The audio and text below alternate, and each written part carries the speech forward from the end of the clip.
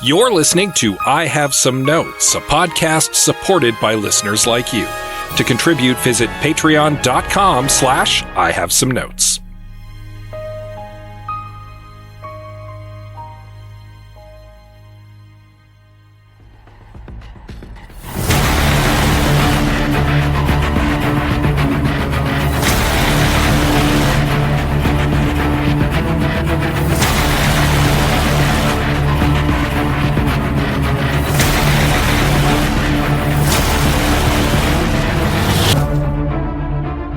Welcome, everyone, to I Have Some Notes, Side Notes Edition, and the final episode in our 9th season of this humble podcast you are listening to. Thank you for joining us. I'm Liam Creswick. I'm Scott C. Bourgeois. I am Gregg Beaver. And today we are riled up. We are excited because this Side Notes premise is a debate. We are going to be discussing once and for all which is the best science fiction franchise. If you've been listening to the show for any amount of time, you'll know that Gregg Beaver here is just about the biggest Star Trek fan you can find. What you might not know is that I am quite enthusiastic and into, I guess, Doctor Who. And I thought it was a great opportunity for us to discuss these two shows we love in a way that was fun and entertaining. And of course, and then I got involved with the unenviable position of defending what is arguably the most popular science fiction franchise. And make no mistake, I believe, Scott, you are a fan, but Scott will be arguing in favor of Star Wars. Yes, the best one. We're going to find that out today. Which one is the best? We will see. Yeah. But before we begin, just want to remind folks that this is the end of season 9. We're going to be starting up season 10 with our very next episode in 2 weeks. We're going to be doing Alien Covenant. Pretty excited for that. Did you guys have you seen Romulus yet? Have we all? Oh yeah, Yeah. It was great. I think I'm the only one. Yeah, I have not yet. Just with the coming off the fringe, as Liam can attest. Yeah, just haven't had the time to make it out to the theater. Been catching up on work and stuff, so. But we're doing Covenant at the start of season 10. But of course, today is going to be this sci-fi debate. Alien has no place in this debate. Yes, we're not here to discuss this. Get out of here. Sci-fi franchise, what? Ridley Scott, who? A fantasy franchise, if there ever was one. And as well, if you are enjoying this podcast or any episode we've put out, really the best way we can help spread the word, get new listeners, get people on board is if you recommend it to the people in your life, friends, family members, neighbors, unsolicited on the bus. Just let folks know you like I Have Some Notes so we can keep growing this show and expand our audience. And of course, if you are already part of the audience and you are not in our Discord, I implore you, please come join our Discord. You can find the link to that at ihavesomenotes.com or any of our social media, like Linktree type of thing. We inside the Discord, we recently started a little TV club. The idea being that there's so much TV that we don't often get to be on the same page because we're all watching different shows at different times. So it's an opportunity to all watch something together. Right now we're doing Terminator Zero, the anime that just launched on Netflix, and then we'll be jumping into The Penguin when it launches on September 19th. So get down on that. Indeed, exciting stuff happening over at the I Have Some Notes Discord and exciting stuff happening here. So like I said, this is going to be a debate style presentation. We have broken up the conversation into segments. We're going to start with our opening statements. We're going to talk about why that franchise's stories are the best, why the characters are the best, why its versatility across media is the best, its cultural impact, and then closing statements with, much like a debate, room for rebuttals, questions, jabs. I really hope this will be a exuberant. What's the word I'm looking for? Like fervent, like exuberant but mean. What's the word? Spirited. That's the word I was looking for. A spirited debate. So yeah, I think we'll jump into it here. We all have little bits prepared, much like a debate, but of course we are going to riff and discuss on those thoughts after each segment. Going to be a lot of fun, and then closing it out, we asked our Discord what their favorite sci-fi franchise was, and would you believe Doctor Who, Star Trek, and Star Wars? Not among any of them, because our fans have great taste. The best taste to be determined. Let's say we get into it. You guys ready? I'm ready. Let's do it. All right. Well, then, with the opening statements, Scott, you're up first. Why is Star Wars the best thing? John Williams score. A scroll begins to rise across the screen. Star Wars is Shakespearean tragedy in space. It is the story of oppressive empires, of scrappy rebels, of space wizards caught in the middle. It is a broad, sweeping, epic space opera and a tight, deeply personal family drama. But you know what's most important? It's the franchise that made science fiction go mainstream. Star Trek was and is for nerds. Doctor Who was and is a niche interest. In the 1970s, people lined up around the block to see Star Wars twice. It was cool to be into Star Wars. It is still cool to be into Star Wars. That's me dropping the mic. Yeah, good point. We don't have a moderator, so I think I have many rebuttals to that, but I guess I'm not allowed to right now. So I'll just let my opening statement speak for itself. When Star Trek aired its first episode in 1966, it began a tectonic shift in science fiction on television.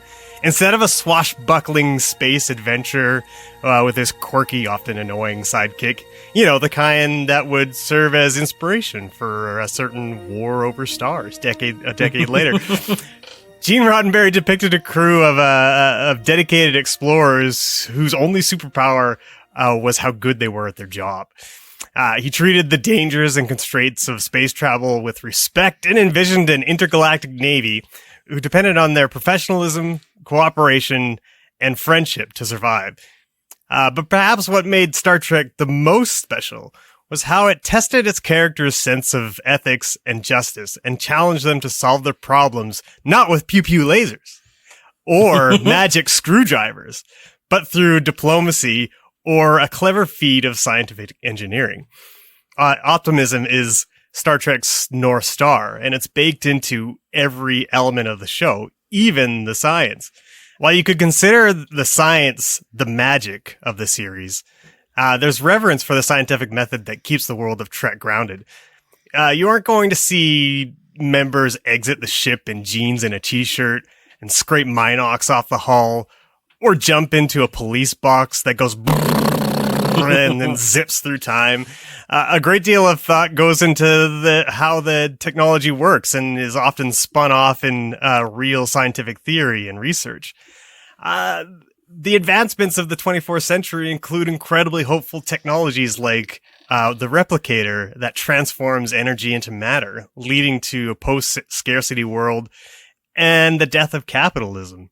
War, disease, and poverty all have disappeared, and humanity has thrived in an environment that's driven by hope and optimism. And that's one word that could really just sum up Star Trek is hope. Unlike Star Wars, whose fascist villains are always in charge no matter how many space stations the rebels blow up, Roddenberry's show was not doomed to exist in only a world of thinly veiled Nazism. The Federation, for example, is an organization built on cooperation and trust. It isn't, a weird, insular, sexless cult who has a tendency to kidnap and indoctrinate children. And despite the ability to time travel, Starfleet isn't hubristic enough to call themselves Time Lords. Their captains aren't very old men who require the companionship of a much younger woman, but I digress. Star Trek hasn't just been monumental cultural touchstone. It has inspired people to become actual scientists and astronauts.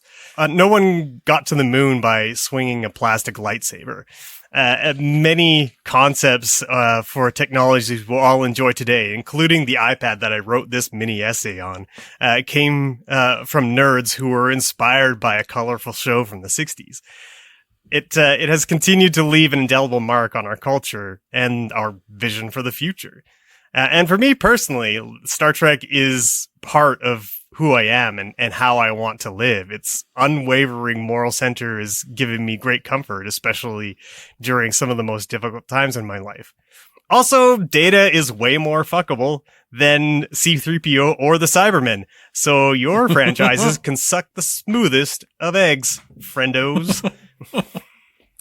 I know that we're not supposed to do rebuttals at this point, but I just want to say the length of that written intro is exactly the kind of over-preparation I'd expect a Trek fan to bring to this debate. Yeah, there was some real shots across the bow. I don't know. They feel like they were shot by stormtroopers because I don't think they hit. I guess a shot across the bow is not meant to hit. But regardless, inspiring stuff, Greg. Very, very, don't disagree with any of it. But I have to disagree. Doctor Who is the greatest science fiction franchise ever. First of all, it's the first. Doctor Who is, as far as I can tell from a cursory Google search, the oldest sci-fi series still running. It predates Star Trek by 3 years and Star Wars by 14, but that is not what makes it special.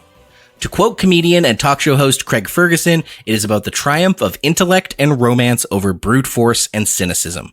I agree, and that is what I love about it. Doctor Who is not unique in that regard, but it is the gold standard of shows with such an ethos. Doctor Who follows a renegade time traveler whose main goals are to help people and have a good time doing it. These values, combined with the unlimited potential of traveling anywhere in time and space without any concern for the paradoxes and contradictions time travel stories often focus on, Doctor Who is a blank canvas. Science fiction stories of all kinds can be told through the lens of Doctor Who, all while maintaining a canonical lore, familiar characters, and a coherent tone. It can be genuinely funny, effectively frightening, and extremely dramatic, but always with just the right amount of unserious camp. And lastly, the concept of a quasi-immortal protagonist who can regenerate their corporeal body and make new friends with ease means the premise of the show can go on indefinitely, changing up the cast without ever breaking its stride. I'd say only James Bond and Saturday Night Live have fandoms that can rally behind eras and actors with such fervor. Doctor Who has no need to trot out old actors because they're the only ones who can claim the beloved character, Stewart and Shatner. Nor is there any need to keep wringing material out of the same played-out characters, Skywalker. Sorry, I'm feeling a little under the weather. I have something trite in my throat. Much like the TARDIS visiting a new time and place, you can jump into any Doctor Who story, anytime, anywhere, and have a good time with it. I take issue with saying that the episodes have just the right amount of camp. I feel like most of those episodes are brimming with camp, overflowing perhaps. Now is not the right time amount for rebuttals. Well, I like my that tongue. Yeah, we're already starting to take shots. So let's get into then about what makes the stories great. And after these segments, after these prepared statements, there will absolutely be room to discuss, unpack, and refute anyone's given position, I guess would be the word in debate. Fair enough. So Greg, why don't you kick us off? Why are Star Trek stories the best? So, the best Star Trek episodes put the characters in an ethically challenging position. You know, sometimes it's like a really difficult or even impossible choice, and I really love that. It's Kirk stopping McCoy from saving Edith Keeler in the city on the edge of forever because her death prevents the Nazis from winning World War II. Or it's Captain Picard choosing to challenge unjust orders on behalf of Data in order to redefine what or who the Federation considers a life form in A Measure of a Man. Or it's Captain Sisko learning how far he'll strain his conscience to win a war in Pale Moonlight. Star Trek is also exceptionally malleable. It can be a courtroom drama, a spy thriller, or an after-school special about saying no to drugs.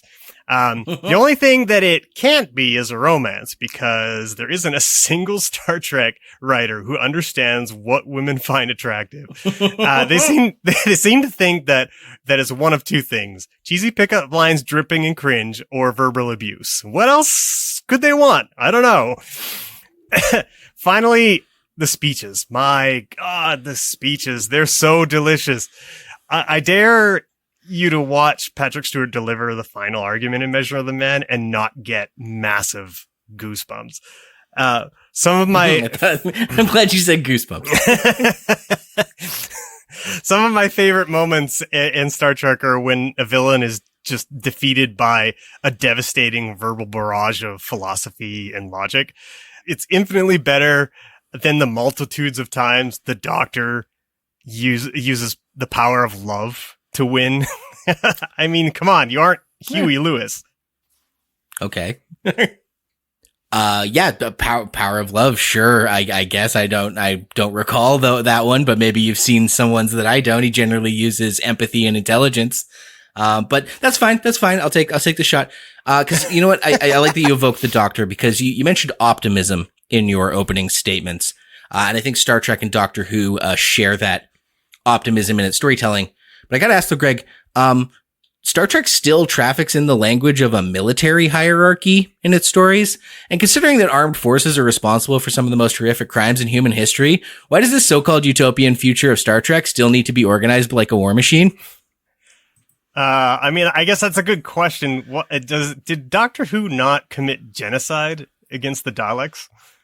No, multiple times. In fact. Yeah. No, he tricks the Daleks into genociding themselves. Oh, I see that. Well, that's better. There's an actual episode of Star Trek where they wrestle with genocide, and despite facing a foe like the Borg, whose only goal is to destroy humanity and cannot be negotiated with, they still decide not to commit genocide. So I don't know.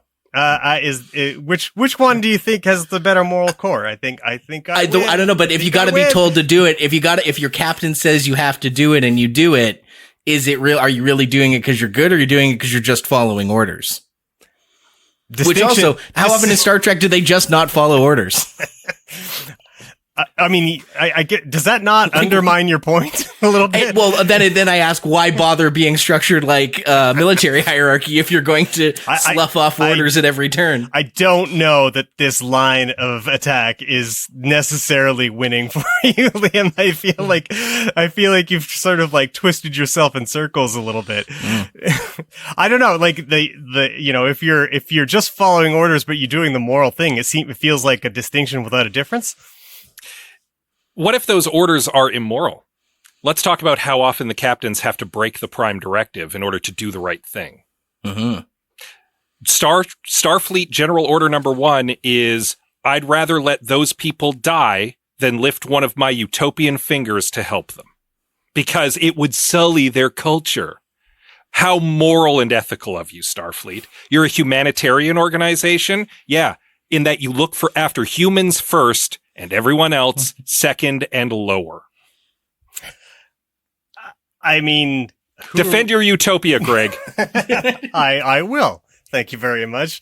I mean, you don't know the confluence of everything that might happen should you save one world, and what that means for the consequences of, a timeline that explodes out exponentially, right? If you save a star from exploding, the gravitational poles could prevent another world from developing sentient life. And so it's more important to think about the people who might exist than the people who do exist now. That's very pro-life of you, Greg.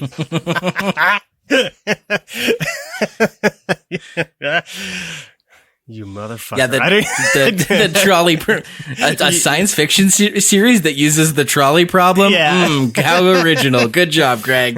Hooroo and hurrah.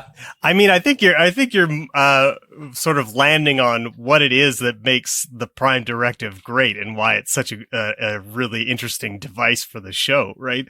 I mean, like that, it is a show about wrestling with your moral conscience, and the fact that yes, these decisions are incredibly difficult, and there isn't necessarily a complete right answer. And like for me, like that's the thing. That's when the show gets really good. You know, that's when it's doing its level best. You know, I'm not sure that I've seen a lot of Star Wars that wrestles with its moral core.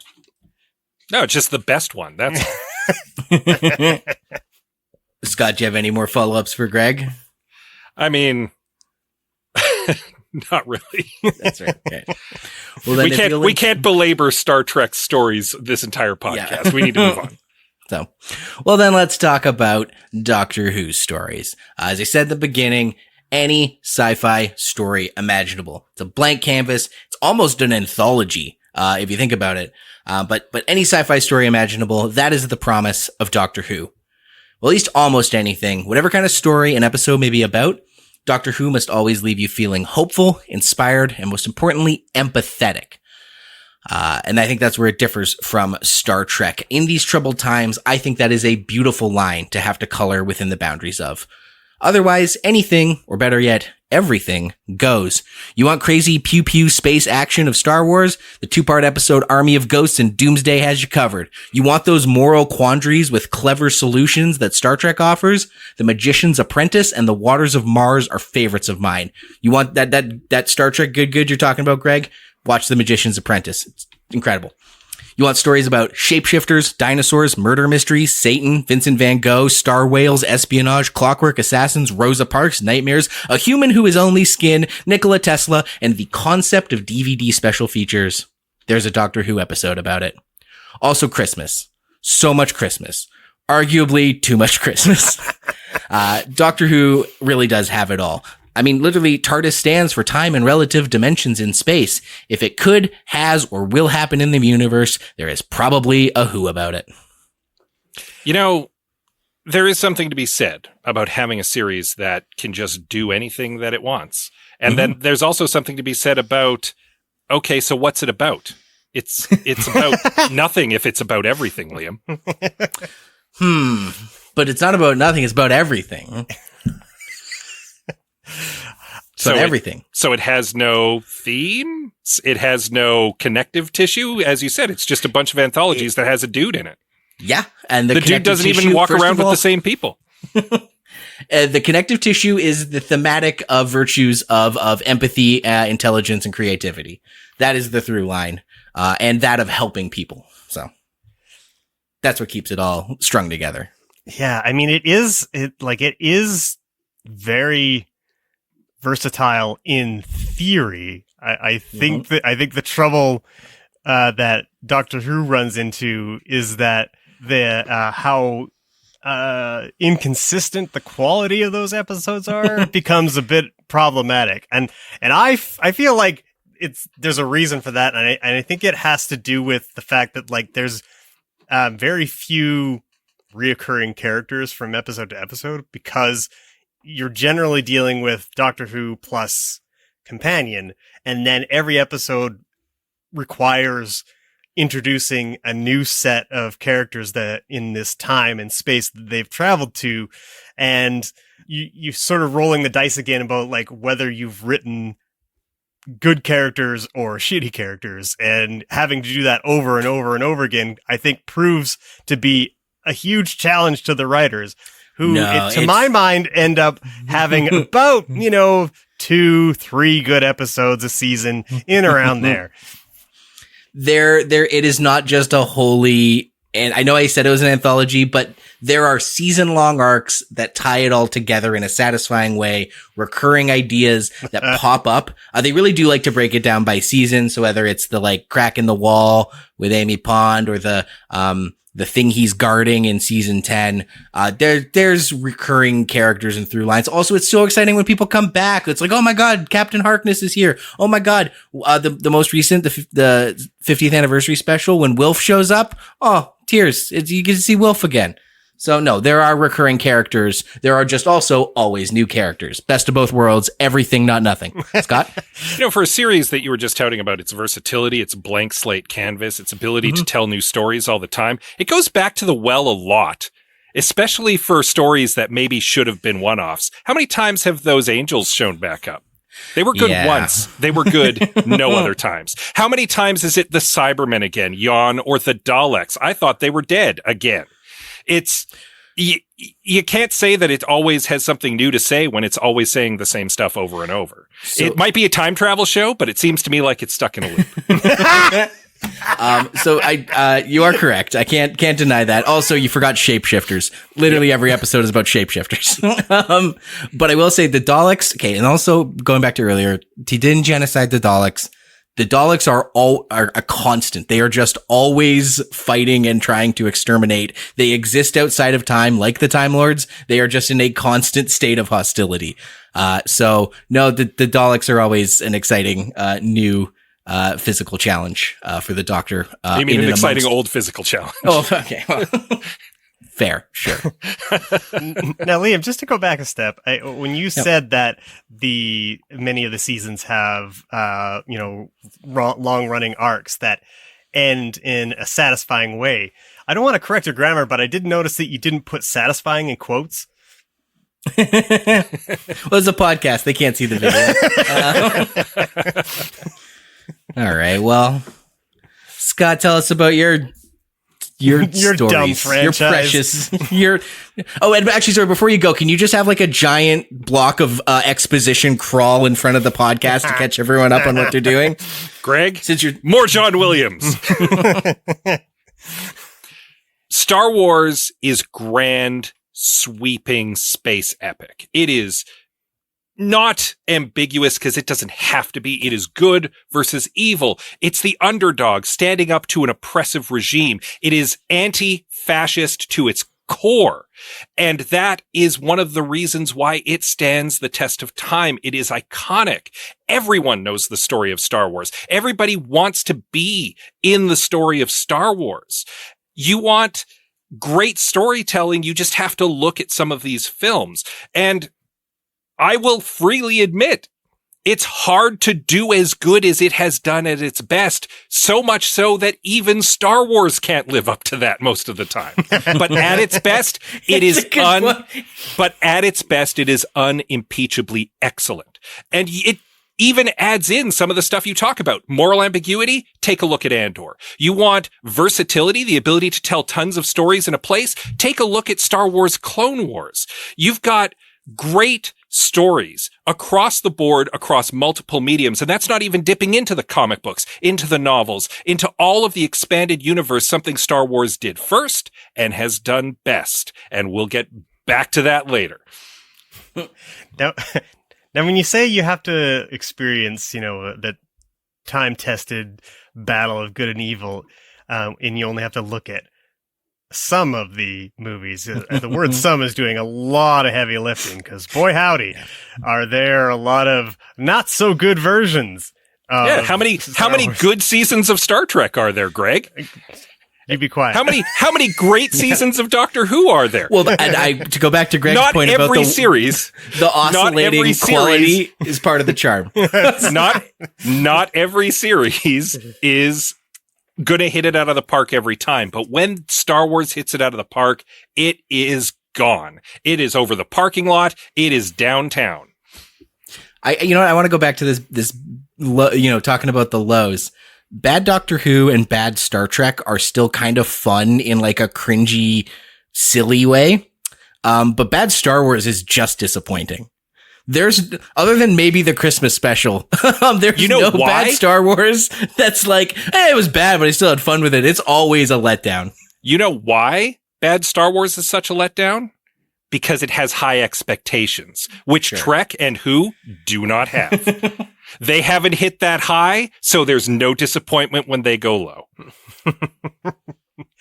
I would say that, Star Trek, even at its worst, still manages to tell a coherent story. The story may be not interesting or boring, but at least it doesn't have a episode like, what is it? What's the last one called? I don't even remember. Rise of Skywalker. Rise of Skywalker. That is borderline incoherent. Greg, are you going to talk about bad movies made by J.J. Abrams? Are we going to go there?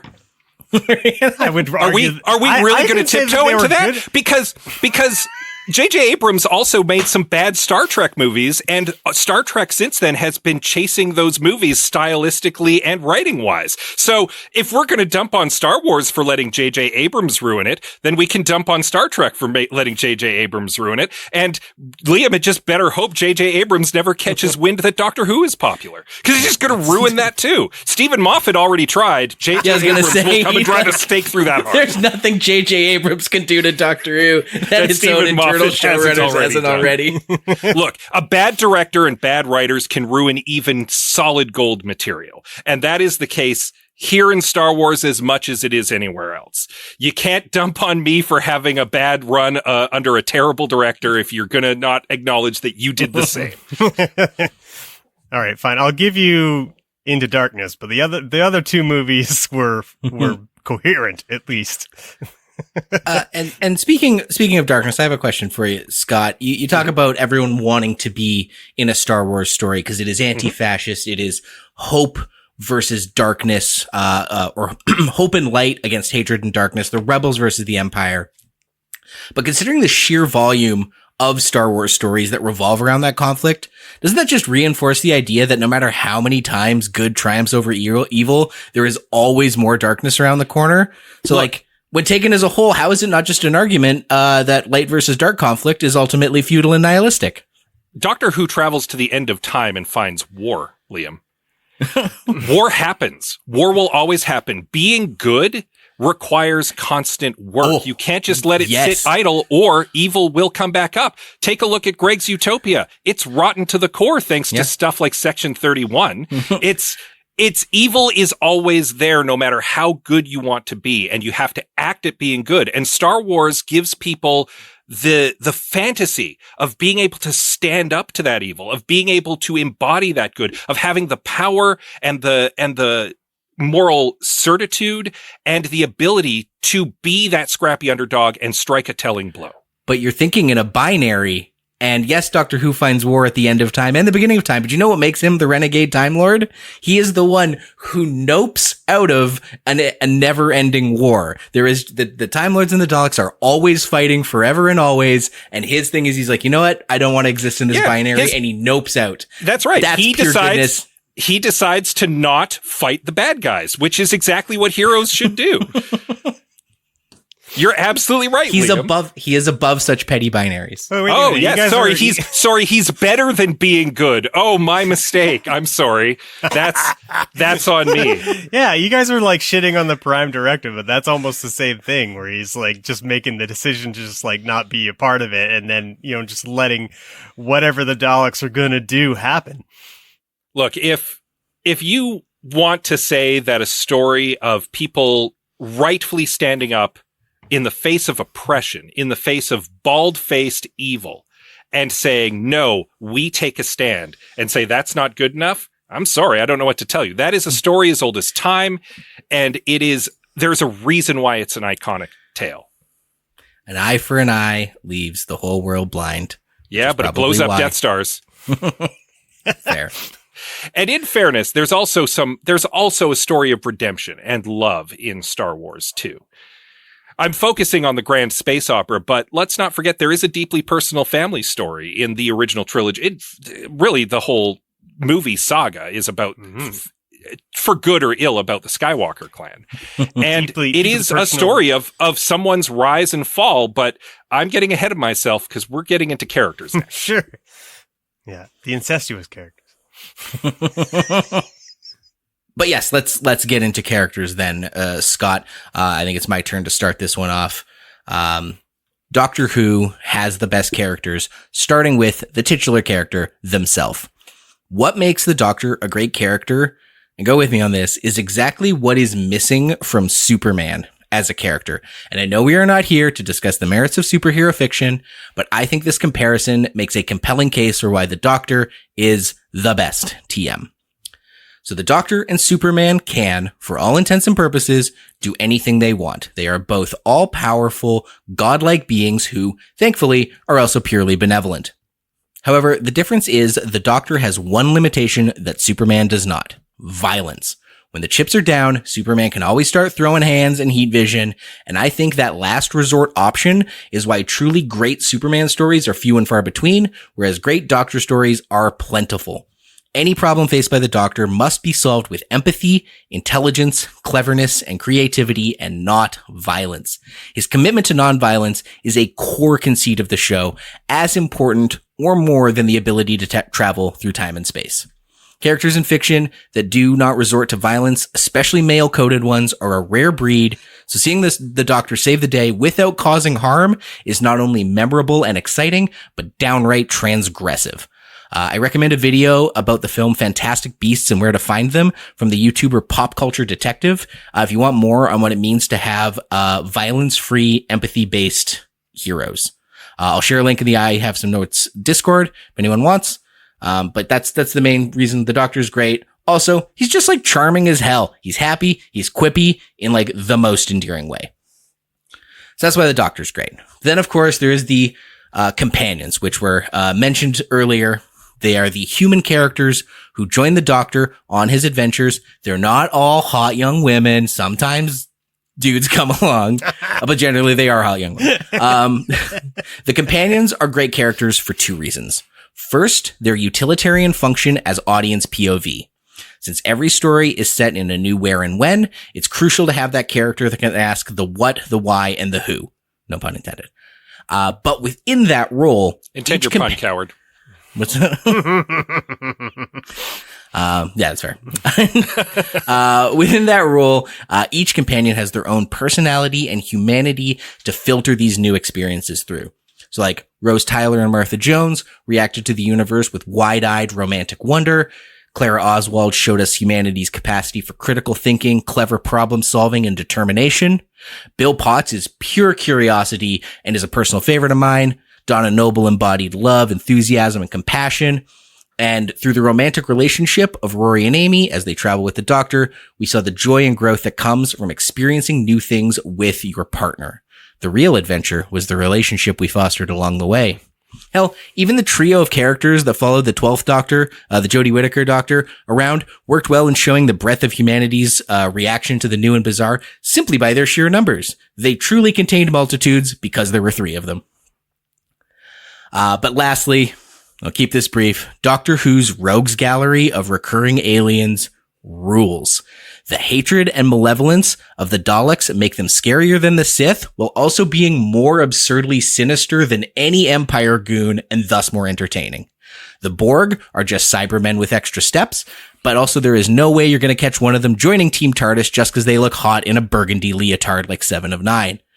The Centaurans with their weak spot on the back, so they must always face their enemy. Way better concept for a warrior race than the Klingons, aka Space Russians. Nardole is a funnier cyborg than Data, Adipose are cuter than Tribbles, River Song is cooler than Boba Fett, and K9 is a better robot companion than any Star Wars droid, except for R2-D2. R2's the GOAT, I'm not stupid. Characters. Best hero, best companions, best villains. Awfully quiet are the silence here.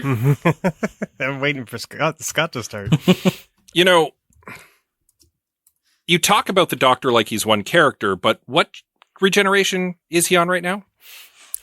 15, 16? 15, technically 14, but kind of 15. And there's not much consistency between them. Each actor plays the Doctor differently. And while the Doctor does, in theory, have a continuous timeline, it's always a different character. It's not the same Doctor. Sure. I remember you actually comparing Star Wars to Shakespeare, and isn't the whole fun of Shakespeare seeing a different actor do their take on the same material? I'm just saying that it's hard to argue that it's always the same Doctor, and there is inconsistency in the quality of Doctors. That's why everyone has their favorite Doctor. Yeah. it's the same thing about how it could be any story and there's a through line. It's everything and it's nothing. The Doctor is one character and yet it is multiple characters. It works for James Bond. I mean, everyone loves James Bond. There's different James Bonds, but they're all James Bond. Nobody's like, yeah, Daniel Craig's my favorite James Bond, but nobody's like, no, he's not real. He's not my not my James Bond. Like we could accept that it's the same guy and also different guys doing takes on new materials. So good try. I do feel like being able to retcon your show every couple seasons feels like an unfair advantage. Whereas, Star Wars and Star Trek have to wrestle with their timeline always being a part of it. And when they... That sounds like a linear time problem. That's not... Time Lords worry not of your canon. Even when Star Trek tries to retcon things, they still manage to keep it one sort of somewhat contiguous. Not that I think that was a great idea, but they do try. Yeah, and let's be fair, Doctor Who doesn't exactly have hard science time travel either. There's a reason why they call it wibbly-wobbly, timey-wimey. I mean, that's what I love about it. That's why it's the best, because and it goes cool about the time travel thing. If they want to not care about it, soft science fiction, they can. If they want to lean in hard with like Bootstrap Paradox, one of the best 12th Doctor episodes. I'm fucking up my numbers. Capaldi episodes, is where he talks about the Bootstrap Paradox. So I think I messed up my numbers earlier. I did follow the 12th Doctor around, but I think the 13th Doctor is what I meant to say. But oh well, doesn't matter. They're all the same character. Pick a Greg, number. you can't even keep them straight. That's how beloved the character is. Wibbly wobbly timey wimey stuff. Any you were talking criticism about, you levy, I just have to say wibbly wobbly timey wimey stuff. Well, wibbly wobbly timey wimey your way out of this, Liam. Liam, you were talking about how Doctor Who has the best villains. How many of them are on the AFI's top villains list? How many of them are on lunchboxes by 6-year-olds? What? Wait. Yeah. A lot of mine, if that's what you're talking about. Darth Vader is known. That's what I'm saying it's by Doctor everyone. Who villains don't make great wrapping paper. I'm sorry. What you're saying is Doctor Who villains are unrecognizable and not known by the majority of people. Okay, I get it. Yeah, because Darth Vader he is number 3 on the American Film Institute's top 100 movie villains. He is the embodiment of the tragic hero, brought low by hubris and insecurity, and ultimately redeemed through love and forgiveness. He is the villain. When people think of big, sweeping science fiction villains, they don't think of the Borg. They don't think of any of Doctor Who's million weird-looking alien things. They think of Darth Vader with his sleek black look, his samurai helmet, and his glowing red lightsaber, coming out of the darkness and murdering a bunch of rebels. He is such an icon that there is a reason why he is synonymous with villainy, why he is on lunchboxes and pajamas, why kids dress up at him at Christmas time, because there is no better villain. You just 12th Doctored yourself. Sorry. Why kids dress up at him at Halloween. He is the villain. The only two who are better than him aren't even that iconic. They just happen to have been written better and played better. That's all. Even beyond Vader, though. Well, one of them is Dr. Hannibal Lecter, and okay, legit. I'll grant you that. Even beyond Vader, though, like, I talk about iconic characters, Luke Skywalker, Han Solo, Princess Leia, even weird aliens like Chewbacca and Yoda, cute little robots like R2-D2. There's a reason they're on lunchboxes, Liam, because they are so iconic. They are archetypes into themselves. They're broad, I'll grant, but they don't have 12 seasons of television to help define themselves. They need to be firm and iconic archetypes, and they are. That's one of the reasons why I say it's like grand Shakespearean opera, because Shakespeare deals in these grand figures, and that's what these people are, so that they can fit into this sweeping epic series. Star Wars has great characters, and you know that because they are household names. If you say Han Solo, people immediately know who you're talking about and what he's about. If you say someone is like Princess Leia, you instantly know what you're comparing them to. If I say you're like River Song, people are going to blue screen at me because they don't know who I'm talking about. If you say you're like Captain Kirk, people are going to scoff at you and call you a nerd. I mean, fair. I just want to back up my Lunchbox claim. The whole thing about the Lunchbox in pajamas is I'm saying your characters are now in the same part of the Venn diagram as minions, whereas mine are not. That was the only that was the only Lunchbox criticism. I'm sorry if you want to say that my characters are beloved by millions of children the world over, then sure.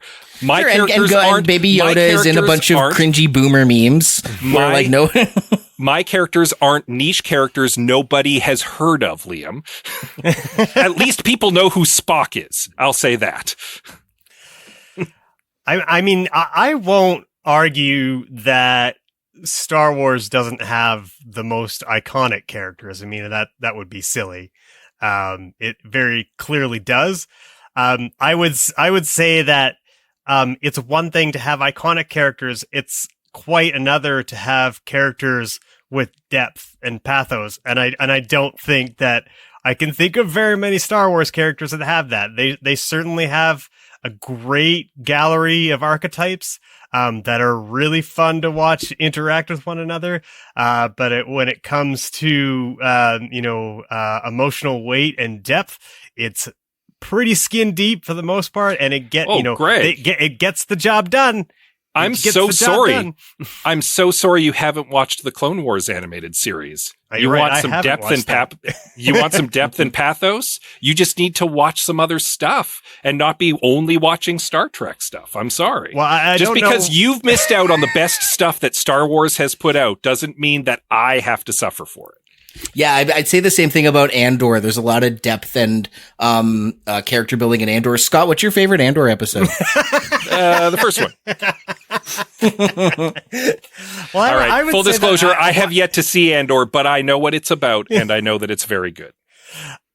I don't know why I would watch a cartoon show whose namesake is a movie that wasn't very good. Like, what would inspire me to do such a thing? The fact that cartoon series is excellent and takes what was kind of meh material and elevates it into something truly excellent. I think what I'm saying is that if we're arguing about which is the best franchise and what has the most cultural relevance and impact, the idea that a franchise would submarine its own core characters so badly that people would generally not watch a cartoon show for popular amongst Star Wars nerds, Greg, but not popular amongst your argument is falling apart because you haven't watched Clone Wars. That doesn't mean it wasn't a super popular cartoon when it was out. Look, I don't.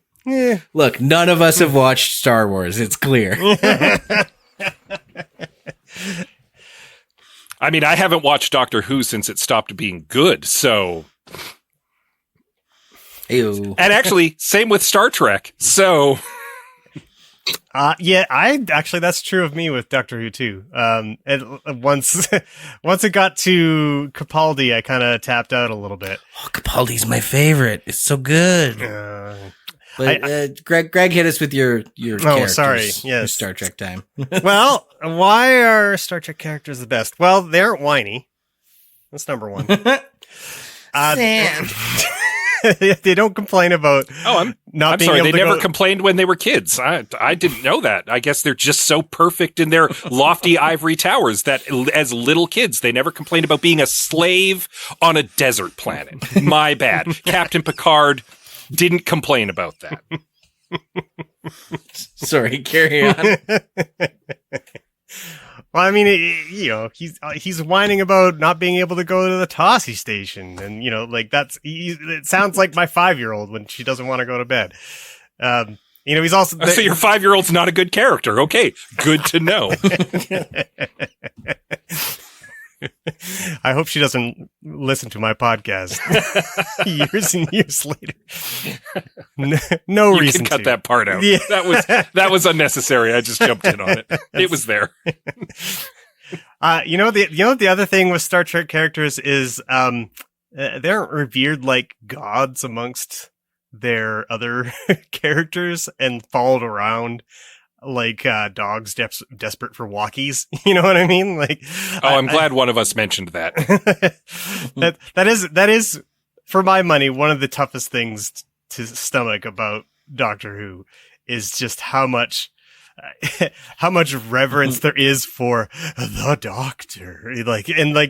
There's almost like this sort of like poetic soliloquies about how great he is, and I'm like, please stop, this is so cringe. That's actually a good point, because I mentioned people want to live in Star Wars, and to an extent, people want to live in Star Trek too, because there's the fantasy of being on a grand space adventure, of being a hero, of captaining your own starship in Star Trek, of picking up a lightsaber and fighting evil as a Jedi in Star Wars. The best you can aspire to in Doctor Who is being his sidekick. I don't know. I mean, I see what you're saying. Yes, because he's not human. But that reverence, do you know what often comes with reverence is usually from female characters going, oh, he's so clever, which for me, at least personally, is a bit of a fantasy. So but you're not the Doctor. At best, you're his sidekick. But we can all be clever, and we can all make women wet with our cleverness. Yes, we can all be clever, but we can also then be clever and pick up a lightsaber and fight the man. I'm just saying. Anyway, let's Greg finishes. I mean, I detoured this into Doctor Who. That was somewhat my fault. You know what I really enjoy about Star Trek characters is like the subtleties to them. There's this great moment in the original series where Kirk suggests to Spock that he's becoming more human all the time. And Spock just subtly and incredulously replies, Captain, I see no reason to stand here and be insulted. And I love when Spock, despite trying to be this cold, logical person, just lets a little bit of annoyance through or a little bit of sadness. And the same with like Data when he has all these quietly human moments. There's this great scene in the, I think it's season 7 of TNG, where they're on a runabout and he's around a table with Troy and Geordi and Picard, and they've just come back from a conference, and Troy, Geordi, and Picard are all talking about the talks that they went to and how boring they were and stuff like that. And they're kind of like making fun of the people who were giving the talks, and Data just sitting there, just like not understanding any of it and just having like these kind of like confused reactions to why they're making fun of people that they are supposed to revere. All that stuff is so wonderful. And I love characters like Picard who have, they're very professional, and TNG gets this reputation of being sort of stuffy, but really what it is like it's a show about people who are extremely competent at their job and work really well with each other and work together really well. And like there's negatives to their characters, but they're played very subtly. Like Picard has problems socializing with the crew. He doesn't get along with children, and that stuff is always like very expertly played underneath the surface. For my money, Gul Dukat is one of like the best villains in Star Trek because of how he's played, because he is ostensibly like a war criminal and he is a genocidal maniac. But the way the character is played is that he believes that he is the hero of the story, but not just the hero. He believes he's the most moralistic one of everyone. And there's this seething hatred that goes underneath everything that the character plays him with. And it's wonderful to watch. And, there's other incredible characters like Reginald Barclay, who I really identify with because he's a hypochondriac, and hey, that's me. Like, hello, this is why the podcast stopped for 2 months, because that. And then there's, other great characters like the Duras sisters that provide a lot of levity, and Chancellor Gowron, who's just the leader that you would, put your head through a wall for, at the same time, just, being like, really fun to watch and act. General Martok, the list goes on. There's so many great, reoccurring characters and, one-time characters in Star Trek that I absolutely love. And I feel like, it's kind of unmatched.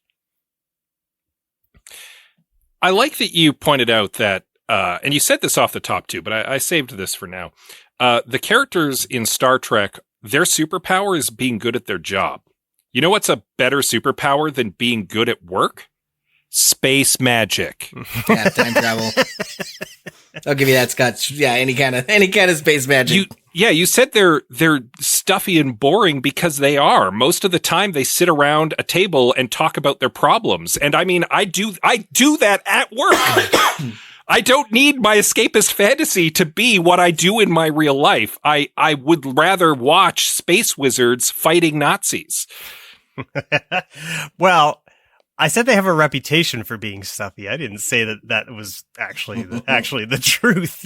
Like these are characters. I think part of what makes it so interesting is that because these characters have this veneer of professionalism, and when they break down and when they have emotional outbursts, it hits a lot harder because of that. I will also say that there's something to say about Star Trek's consistency with their characters, because some recent Star Trek outings that brought back some classic characters and several movies that featured some classic characters from beloved franchises really didn't seem to understand those characters at all in the writing of them, and kind of went completely off the rails. And I'm just wondering, is that part of what makes those characters really good? Nothing past Star Trek Enterprise is canon. That's my only rebuttal to that. Well, this does bring us to the halfway point. When we come back, we are going to talk about media versatility, cultural impact, and some closing statements, and what you thought was what our listeners said was their favorite sci-fi franchise. We will be back after this. I'd like to get more reading done, and joining a book club seems like a good idea, but I don't know. Why not? Reading a whole book in a month, that's pretty daunting. What if it was just a chapter, say a week? That doesn't sound too bad. Still, getting together with a bunch of people, that's a whole evening. Well, what if it was only half an hour, whenever you wanted to? That would be great. The Read Along, a mini book club for your ears. Join my wife, Anita, and my husband, Scott, as we take you on a journey through a good book, one chapter at a time. Available right now on your podcatcher of choice.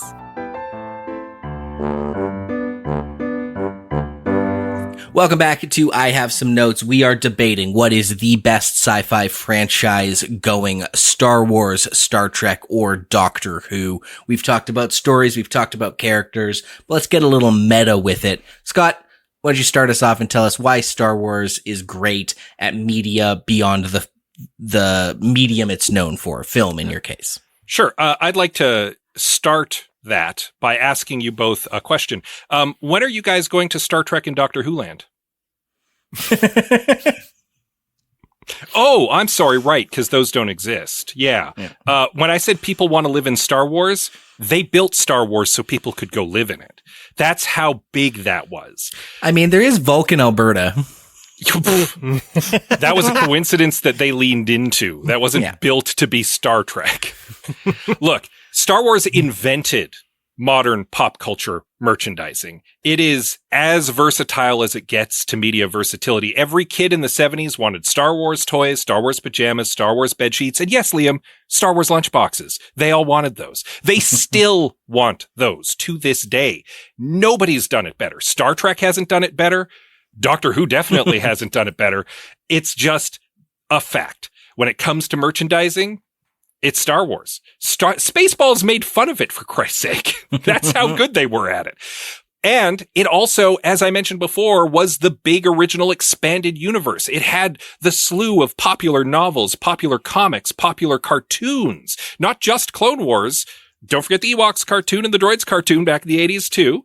And granted, Star Trek had a cartoon as well, and it probably was as good as those two, but immaterial. The fact is, Star Wars has legs because it's a big place with lots of adventures happening and heroes who can do heroic things. And let's not even get into video games because, again, people want to live in Star Wars. And for the people who can't go to Florida, they can turn on their PlayStation. There has been a Star Wars video game for every console, and many of them are beloved classics for a reason. One of the best N64 games, Star Wars game. One of the best PlayStation games, Star Wars game. Like, because it's so iconic, because it's so beloved, and because it's got this big place that people want to be in, people want to surround themselves with it. They want to experience as much of its media as possible. And for good or ill, it's the reason why people keep going back to it, despite the fact that maybe it hasn't lived up to its high standards in the last little while. People keep giving it a chance because it has been so good and because it is so recognized and because it is so popular in a way that Star Trek and Doctor Who just aren't. I certainly can't argue with too much of that. I don't have much of a rebuttal for this one. I knew Star Wars was going to take it. I just want the 1 point that Doctor Who can get on Star Wars, and that is in terms of Christmas specials, it's like 20-1. There are dozens of great Doctor Who Christmas specials, and there are -1 great Star Wars Christmas specials. Sometimes you take a big swing and you miss, and you just go, "It's not our thing." So did you say swing or line of cocaine? Tomato. Yeah. It's what everyone was calling it in the 80s. Little Christmas magic. a little of Santa's special Christmas snow. Yeah, I don't know if I have much of a rebuttal on this either. Look, I'm surprised that Liam put me first on this one because Yeah. I feel like that was a bit unfair, but I'm just going by the script here. Let me just say that, like, as far as Star Trek goes, we do not have the best toys. No. I've read precisely half a book. Did not like it. It was boring. We definitely don't have the best video games. I don't know if you've played the Star Trek TNG game on Super Nintendo, but it sucks. It was not good. And the movies are pretty bad. There's 3 good ones, I think. I think that's fair to say. So 3 of 7, I think. I think I'm willing to take a big L on this. The best thing I could say about Star Trek is that we got great model kits, man. Those, like, nobody beats the design of the Enterprise. I'm sorry.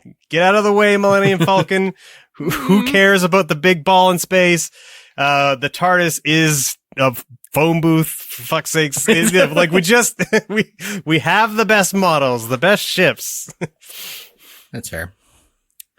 Valid. Yeah, I think, I can go then here. I thought I was gonna get you, Greg, with, asking you what your favorite Star Trek video game is, but you know it. There isn't a good one. That's why Doctor Who just has stayed out of video games. You don't lose all the shots you don't take, or, you know. I will say in a point for Doctor Who here, not really giving it a point, but saying that it might be a missed opportunity. There's a whole genre of point and click adventure games, like the space quests and stuff. And I feel like that's the niche for Doctor Who, like weird lateral thinking, solving puzzles, no real fighting, like a Monkey Island with Doctor Who. I think that would be a good video game, and I'm surprised that doesn't exist if it doesn't. That's fair. We're also forgetting Daleks. Did anyone play Daleks when they were a kid? No. It was just like a very rudimentary computer game. You were just a guy, and there was a couple Daleks on the screen, and every time you moved, they moved, and they always tried to get closer to you. Wow. It was. I have never heard of this. I just looked it up. It's good Lord. Okay, well, It's the only Doctor Who game I can think of. I'm sure there's probably some mobile game somewhere that was trash, but yeah. I think there's a quick Google search is showing some really disappointing looking Actually, video games. I just also looked up Doctor Who, and there is a Doctor Who point-and-click adventure game. So there you go. But I didn't know about it, so there you go. I know we're not doing pitches for things for this episode, but hear me out. Doctor Who, or sorry, The Sims, but it's Doctor Who. So you get your TARDIS, you get to decorate it how you want. When you regenerate, you get to clothe them and like how you want your doctor to look. You take care of your companions because they're basically the doctor's pets. That makes sense. Yeah. And you can bring that, you can have robot pets, right? Because is that robot dog and stuff, right? Yeah. Yeah. All right. We're picking on Doctor Who, but Doctor Who has Star Wars and Star Trek beat in one very important way. Yes, it has no great film adaptations like Star Trek, or mediocre ones by Gregg's admission. I was going to give you the Star Trek films, but sure. It also has no all-time classic video games like Star Wars. There's no animated send-up like Lower Decks, no iconic toys like the Kenner stuff. Doctor Who novels and comics have comparable output, but who cares? Where Doctor Who has y'all beat is via the most pure and perfect medium ever conceived. One you yourselves, Gregg and Scott, cannot deny its power and importance, for to do so would be to undermine the very activity you are participating in now. Audio! There's just a shit ton of Doctor Who audio dramas from pretty much every decade, for every incarnation of the Doctor. I listened to a few in preparation for this. I really liked one about a virus that passes through the telephone. I'll share that in the I Have Some Notes Discord as well. You can find pretty much all of them online. Dear listener, you're already a podcast fan. Consider a Doctor Who audio drama. Why not? Fun fact, there are, in fact, Star Wars audio dramas, including radio dramatizations, expanded radio dramatizations of the actual original trilogy films as well. So I will grant Doctor Who has more of them, but Star Wars has dipped its toe into that pie. So... You know what I'm curious about now is if anyone has dove into the fan fictions of each of these franchises, please tell us which one is the best or sexiest.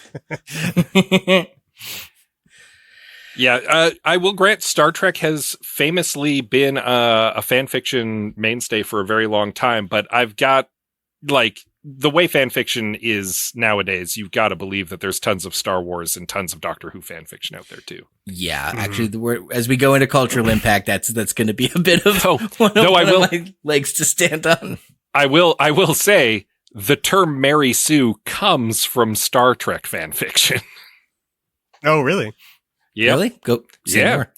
It was the idea of the character, the self-insert character who's hyper competent and that all the main characters love, which is what originally the Mary Sue was, by the way, not just a woman who can do things and has a brain. Comes from early Star Trek fan fiction that was making the rounds on the internet about a self-insert female character who was hyper competent at every aspect of running the starship and who all the other characters loved. And I believe the character's name was Mary Sue, which is where the trope comes from. So talk about a lasting cultural impact, Gregg. Yes, I was going to say our last segment before we go to closing statements is going to be, of course, the overall cultural impact of these franchises. Gregg, why don't you kick us off? Well, I mean, I mentioned it off the top that Star Trek redefined science fiction on television. And in some ways, it also redefined fandom itself.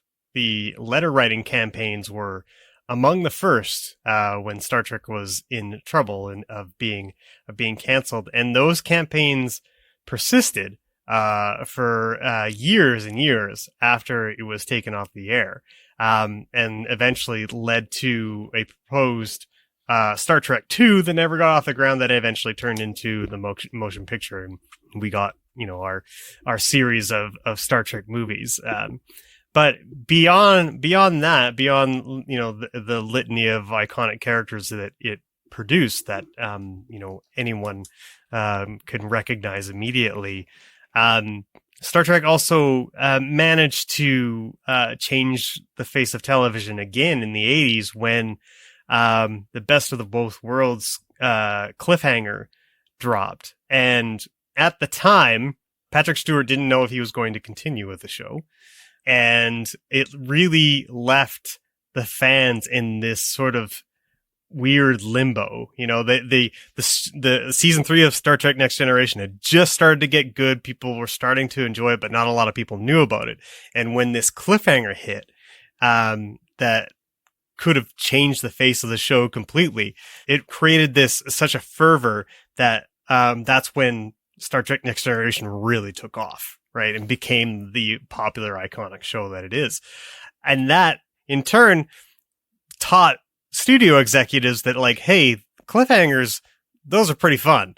And that became sort of a mainstay, even getting into, like, sitcoms where, you know, Friends started ending every season on, like, this big cliffhanger, right? It became so popular, it eventually became a trope. And also, to a certain extent, Star Trek has its hand in the serialized drama, and that becoming more popular in the 90s and into the 2000s, because that's sort of the direction that DS9 went into. Now, I know a lot of people will argue that, like, Babylon 5 was doing that and arguably better, but with all due respect to Babylon 5, it wasn't as popular as DS9, and DS9 was not the most popular show, so it doesn't really say a lot for Babylon 5's cultural impact. I'm sorry. But yeah, like the showrunners, Stephen Ira Bear was constantly trying to convince the studio execs that he could do this serialized thing, and they often had to sort of do it in secret. And eventually the studio just gave up because the show wasn't that popular and they didn't care anymore. So they just started doing whatever they wanted. And that really shows in the later seasons, because boy, did they not have a lot of money. But overall, like, it proved that, like, that kind of show could really work, that people get really invested in the story, and that people would follow a story from episode to episode, allaying some of the studio's fears that people would just tune out and get tired of it and not watch it anymore, right? And that just led into, like, what we experience today, which is basically almost all serialized television, to the point where people are like, please bring back some episodic TV. We would really like to see that again, right? Star Trek and its fandom writ large are so impactful on the culture that it, like I said at the top, it inspired people into their careers as scientists, astronauts. There was an astronaut that loved Star Trek so much she appeared as a transporter tech on Star Trek Next Generation. It also was like the fandom was so thick that you could make an entire movie based on the cultural impact of Star Trek, and that's where Galaxy Quest comes from. Like like that movie. Oh, I think you're talking about the documentary Trekkies, but that yeah, too. But like the like that movie doesn't exist unless Star Trek has the kind of cultural weight that it has, right? Yeah. I'm waiting for rebuttals, but I mean, your silence tells me I win. So no, hang on. I was collecting my thoughts because you were talking about how people want episodic television back. You know what? Each episode kind of stands alone on its own, almost like an anthology. Doctor Who. You can jump into any episode of Doctor Who, and as long as you know he's got 2 hearts and the sonic screwdriver doesn't work on wood, that's all you need to know. And yet, you were just talking about how every season ties together as a serialized sort of thing. It's both. You can have both. Yes. What? Yeah, I forgot. Doctor Who is about everything and nothing. Right. Just saying, if there's an appetite for episodic television, Doctor's got you covered. I will say I find it amusing that Liam brought up that he thought you were talking about the movie Trekkies and not about Galaxy Quest when you were talking about a movie about the cultural impact of Star Trek. And that amuses me because Star Trek is still so niche that a movie about the nerds who love Star Trek is interesting to mainstream audiences. much in the same way that they like to watch things about serial killers and Tiger Kings. Like it's such its own weird thing that mainstream audiences like to point and laugh at it. I mean, fair. We're a weird bunch. I'm not going to argue that. We hold a particular knowledge set about the show that is very strange to most people. The kind of things that we can pull out of our ass, like knowing what Umox is, and so on and so forth. Right? So, I mean, not that Star Wars is that much different with the Kyber crystals and God knows. Oh what goodness, else. no! If you want to deep dive lore, I don't think any of us can particularly say that we're above that fray. All three franchises are pretty up their own butts with their lore at this point. Yeah, that's fair. Well, Doctor Who fans, like Star Trek fans, are as many and varied, and they're kind of weird nerds, and that's okay. That's why we love them. But when it comes to cultural impact, there are two groups that I want to highlight that Doctor Who has made significant impact and influence on, which then rippled out through pop culture by way of these groups' participation. So maybe these aren't as big as, changing the way TV's written, changing the way movies are marketed and sold. But two significant populations nonetheless. The first group is cool entertainers and writers, especially from the UK. Comedians like Matt Berry, Craig Ferguson, and Bill Bailey, all big fans of classic Who. Florence Welch and Amy Winehouse have connections to new Who. The Beatles. Everybody loves the Beatles. They were almost in an episode in the 60s. There's even a picture of John Lennon with a Dalek. Give peace a chance. More like give peace a exterminate. Matt Groening dropped references into so many Simpsons episodes. And there's a very famous British actor that goes by the name of Patrick Stewart, who is an unabashed fan of Doctor Who, with rumors that he's going to guest on Who pretty much always. It's always constantly floating around rumors of Patrick Stewart showing up on Doctor Who. So basically, if they're from the UK and or they make cool art, Doctor Who, probably an influence. And I think that's neat. The second group of people profoundly impacted by New Who specifically are, well, dorky millennial women.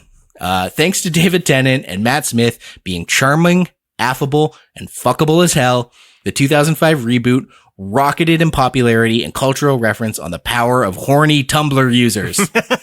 So, in fact, I'd actually argue the trifecta of Supernatural, Sherlock, and Doctor Who, colloquially known as Super Wholock, in the mid-2010s was like a 3-stage rocket launch that put sci-fi media into pop culture orbit and out of the hands of toxic, weird little guys like, I don't know, off the top of my head, Star Wars fans. People claim that the superhero movie boom is quote unquote why nerds rule Hollywood now, but I would argue the appetite young bookish women had for science fiction and supernatural stories starring hunky boys at the end of the aughts played a significant role as well. Hall H at San Diego Comic-Con ain't just for Marvel.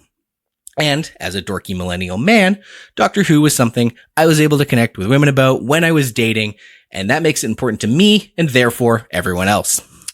However, I do want to let it be known my current partner, Amanda, has less than zero interest in Doctor Who, and that is because she is cool. Yeah, no. I mean, bringing it. I mean, I guess that last statement sort of in a fun way undermines the culture impact. But we're arguing about what sci-fi franchise is the best, not which one's the coolest and makes people cool. None of what is happening here is cool, good, entertaining, creative, thoughtful, yet cool. We have nothing cool has happened in the last hour and 15 minutes. Hard disagree, but. Oh, really? So like a video of a guy swinging a lightsaber around in his garage is cool and not one of the first viral memes? Yeah. Talk about lasting cultural impact. Of a guy being a huge dork. I'm just saying no one gets to claim cool. That's all everybody has huge dorks. I'm just saying that it's cool to be into Star Wars when you're a kid nowadays. Wouldn't say nowadays, the same but not about... when that poor kid was swinging the pool cue around in his garage. Look.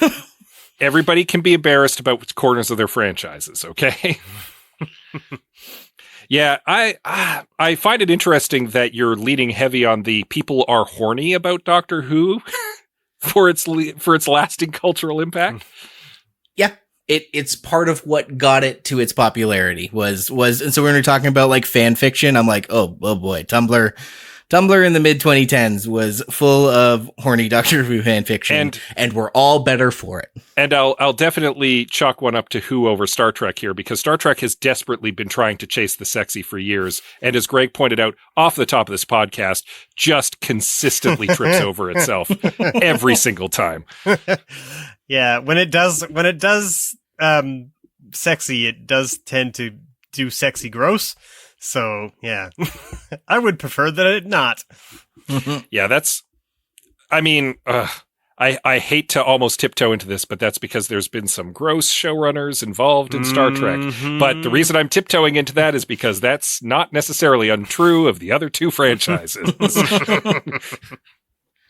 Scott, what do you got for All right. Star Well, Wars Greg talked about Star Trek revolutionizing television science fiction, and that's cute. It's cute that it revolutionized television science fiction, because Star Wars revolutionized science fiction. It turned science fiction into a mainstream blockbuster franchise. It turned science fiction into something everybody knew as a household name. It made science fiction big on a giant screen that people lined up around the block to see multiple times. Star Wars was a cultural explosion. It was a bomb that went off in the zeitgeist, and it never stopped being there. Star Trek and Doctor Who may have predated Star Wars, but would never have reached the heights they did if Star Wars hadn't gotten there first, because they would have always been niche programs and always been niche cultures outside of Star Wars breaking that glass ceiling for them. Star Wars' lasting cultural impact is letting shows like Star Trek and Doctor Who succeed and hopefully do better than it. Everything that Star Trek has inspired people to do, it has happened because people were paying attention to Star Trek. Everything that made girls swoon over David Tennant as Doctor Who only happened because people were watching Doctor Who. And the only reason people were watching those was because Star Wars made science fiction cool, you guys. That's why I disagree with Liam's statement about it not being cool. Star Wars is cool, and it made other nerd cultures cool, you guys. It made it so that you could wear your nerd badge proudly and say, I'm into Kevin Sorbo's Gene Roddenberry's Andromeda, and that's okay. Ask me about weird trivia about it. I will tell you. See, I disagree. Culturally relevant and popular in the 70s and 80s, yes, but cool didn't happen till the like nerd renaissance of this century, where like it took over Hollywood. And again, I chalk a lot of that up to internet fandoms and Tumblr users, of which Doctor Who is like one of the OG greats. Firmly disagree. It's the kids who grew up watching Star Wars becoming old enough to A, teach their kids about Star Wars, and be old enough to make more Star Wars. That is what led that revolution, and that is a passage of generations. That is the nerds who popular, grew up watching. Yes, cool, no, because we had people making jokes about Star Wars nerds right up until the 2000s. That's why it was such a revelation that Kevin Smith had characters talking about it. That's why Patton Oswalt's ramble in that episode of Parks and Rec was so funny. Star Wars has always been as dorky as everything else, and it was only until this century where it was cool to be a nerd and everything got grandfathered in at the same time. See, I disagree. I think that there is something to be said about people who are deeply into any sort of fandom being rightfully, perhaps, and this is a paintbrush I'm painting all three of us with, seen as nerds. But there is a casual mainstream knowledge about Star Wars that exists outside of like really niche, steeped in the lore nerds like us, the people who get angry because Boba Fett's armor has a dent on the wrong plate. Like that is the kind of nerd that we are. But Star Wars has a presence, has staked part of the zeitgeist out for itself in a way that no other science fiction franchise ever has. And in doing so, it led the way for other sci-fi franchises to succeed because people weren't afraid to engage with it and weren't afraid to be proud that they were engaging with it. And I don't think that happens without Star Wars. AFI top villain thing you were mentioning earlier. Exactly. Yeah. So I do want to actually, I think this is a highlight, bring it back to the positives. This is a win for all three of them. Something I thought I wanted to highlight. I think it's great. All three franchises, when it comes to representation, all three franchises have groups that they can claim to support. Star Trek had the first interracial kiss on television. Very cool. And has always carried on Roddenberry's vision of a diverse and equal future. Very cool. Doctor Who has had all sorts of queer representation over the years. And Star Wars, Scott, as you know, the group of people Star Wars goes out of its way to cater to and make sure their interests are represented are Chinese government censors. So really, they're all represented. Everyone gets a voice. That's very cool. I mean, there's a reason why Sulu's husband in the New Trek series hit the cutting room floor and was only there for like 8 seconds is because Chinese censors. There was a point where any major movie was chasing that precious Chinese box office bump. And I will tell you right now, if Doctor Who had put out a major blockbuster movie in that time period, it would have kowtowed exactly the same. Oh, wait. Tell me about all the blockbuster Doctor Who movies while we're at it. You can't, you don't miss every shot you don't take. So, oh no, it did take that shot and it failed. Yeah, TV movie in the 90s. Yes, I'm aware. We're all aware.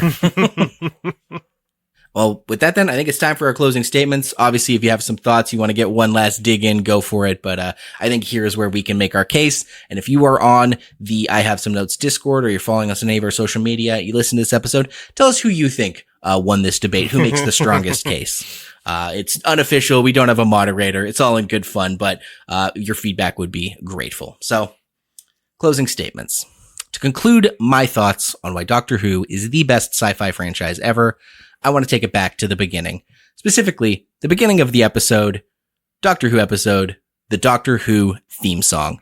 It is one of my favorite aspects of the show, and it rules for all the reasons the series itself does. The Doctor Who theme is a bizarre, spacey, electronic composition that has remained relatively unchanged for over 60 years. It was actually the first composition of electronic music to be used as a TV theme, recorded well before the availability of commercial synthesizers. Citation needed. Thanks, Wikipedia. Each note was made by cutting, splicing, speeding up, slowing down segments of tape containing random samples of plucked strings, white noise, and harmonic waveforms from non-musical testing equipment. But that's just fun trivia. The theme itself, as a piece of music, slaps ass. There's no other motif in pop culture quite like it. And now I know, evoking music here, bold choice, considering Star Wars has the John Williams. I certainly won't deny the power of the Star Wars score. Greg, Same goes Star Wars score again. What's that? I said, Greg, insert Star Wars score again. Yeah. Same goes for the iconic slow build of the TNG theme. Iconic, we get it. But while Star Wars music makes you feel epic and powerful, and Star Trek makes you feel confident and adventurous, the Doctor Who theme has this thrilling anticipation and uneasy excitement to it. The galloping bass line evokes impending mystery, and then the weird theremin-like whistling of the melody kicks in, and you just have to give yourself over to whatever bizarre thing is going to come next. It feels like a first date, a big party, a new job. Right? It oozes potential. Star Wars and Star Trek music delivers hits of nostalgia, sure, but Doctor Who music oozes potential. It sets you up for something strange and new, and that's what the best science fiction is all about, and that is why Doctor Who is the best of science fiction. Look, I'll just say this outright. I think all three franchises have just absolute bangers when it comes to theme songs. Yeah. And I wouldn't even go necessarily to Star Trek The Next Generation for that. The original series has pretty sweet theme song as well. I actually looked it up when I was working on this piece, and it was not how I remember it, and it's kind of weird and lame. Yeah. Maybe that's just the nostalgia in me, but yeah. I think that it has something going for it. I was like, yeah, go where no man has gone before, like Shatner's doing the intro. And then it just like, I'm like, I don't remember this at all. Yeah, I think the Star Trek Next Generation, it started with the movies, that the one that we know from Next Generation, like those, like that, like those are obviously my favorite. But I also grew up in that era. I have respect for the original theme, but it isn't among my favorites of the Star Trek themes. They had to change it, whereas Doctor Who, it's been the same one all along. No, I mean, they remix it every time. And, I mean, I don't really think the original take of the Doctor Who theme is all that fun to listen to. I find it pretty boring. It's when you get to New Who, where they've dressed it up quite a bit, where it starts to take on another life of its own. But yeah, that's just my opinion. Sure. You know what theme song hasn't had to change or be dressed up? John Williams' Star Wars Overture, because when you hit it out of the park the first time, it's just gone. You can literally never reach those heights again, just like New Hope. Sorry, Scott, sure. go on with your I don't know closing. where you're going with that. Like, Here's what you're saying earlier about how like even one of the reasons Star Wars is bad is because it can't reach its own height, and New Hope is ostensibly the best one. But give us your closing statements. I digress. You want to talk about Star Wars being the best science fiction franchise. And I mean, we've already talked about how it invented modern pop culture marketing. We've already talked about how it kind of made science fiction cool and mainstream. We've already talked about how it broke the box office when it came out. It has a huge cultural cachet, and part of that is because it did it best, and everybody else has been chasing it since. Gregg, J.J. Abrams' Star Trek movies were him pitching a Star Wars movie. And all of the new Trek stuff is aping that style and that storytelling. Star Trek is just Star Wars now. Liam talks about how Doctor Who is this scrappy underdog facing off against grand monsters and stuff. I mean, Star Wars did that best. And a lot of the same kind of archetypes and stuff that you see in Star Wars are cropping up all over science fiction all over the place all the time because everybody's chasing that high. And yeah, maybe Star Wars set the bar so high that it can't even clear it anymore, but no one else has been able to. Star Wars is the best. End of story. Star Trek for me is, my favorite franchise, I think, of all time, just because of how much it's set my imagination into overdrive.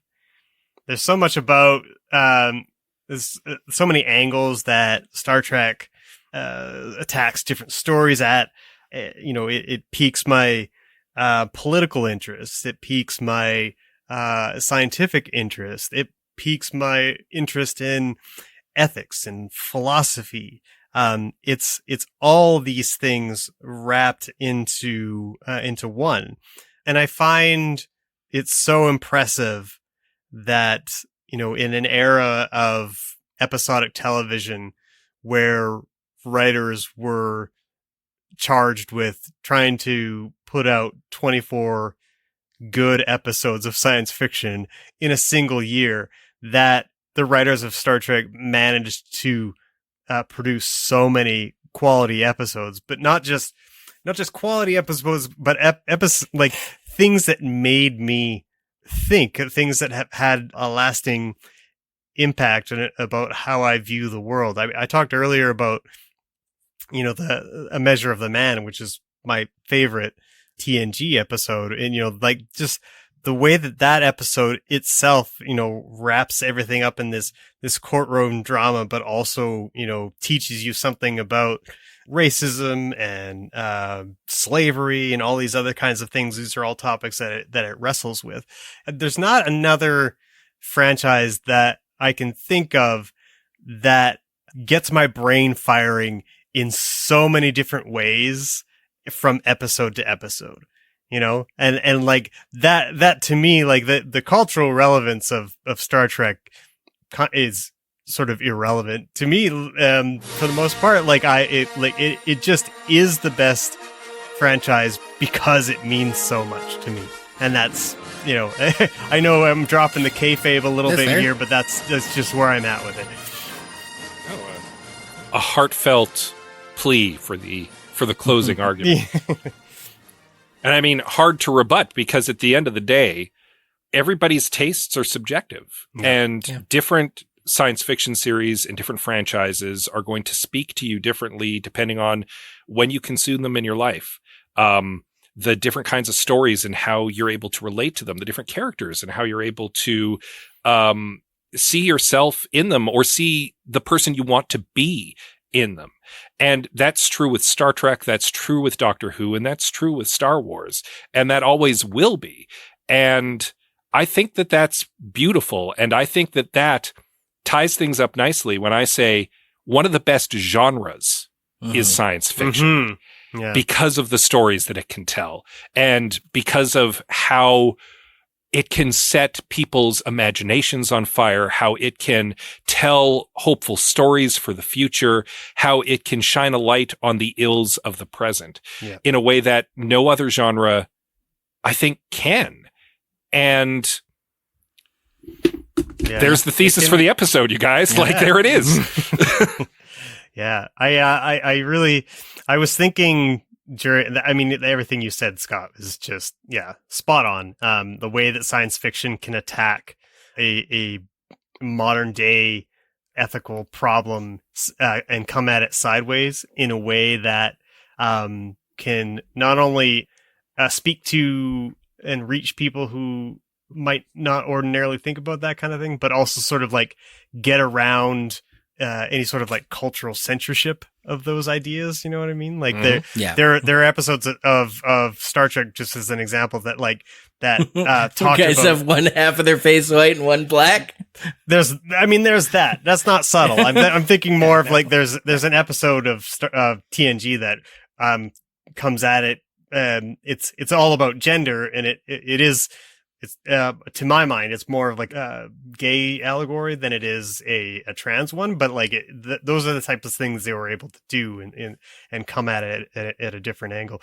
I would say when we were talking about cultural impact, I was thinking that I'm not even sure if I'm entirely all that interested in like what franchise has the most cultural impact, as I am like interested in figuring out like, is that cultural impact good?